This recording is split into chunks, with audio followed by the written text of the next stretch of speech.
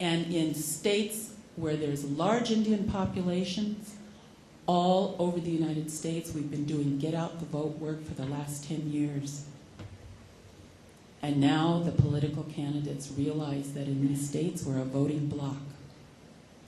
That we not only participate in our own tribal governments, but that we participate in mainstream elections and politics. And when this very oppressive bill came out to try to stop us from being able to decide the most personal and intimate decision a woman has to be confronted with, and that is to have or not to have a child. That is very personal, and that is not to be legislated by government.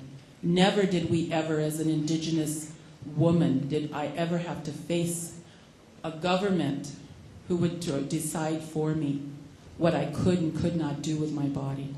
Because in our culture, the matters of women are left up to women, and they are not thrusted out into the political arena for political and public scrutinization.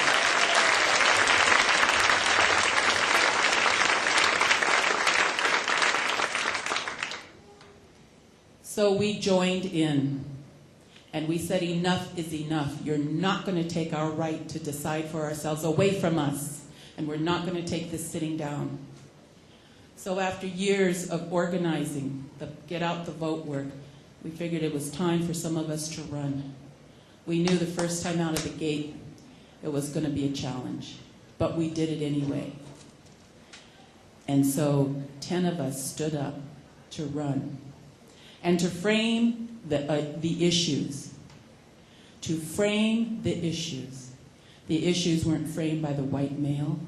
The issues in South Dakota elections were framed by Indigenous women, because we were off the starting blocks first, because we had the support of many of you. I've run into a lot of you who have said, hey, I sent a check for your campaign.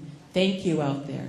Because we took that money, we bought time on the air, we did political service announcements, we bought political campaign announcements, we put editorials and announcements in newspapers, and we set the agenda.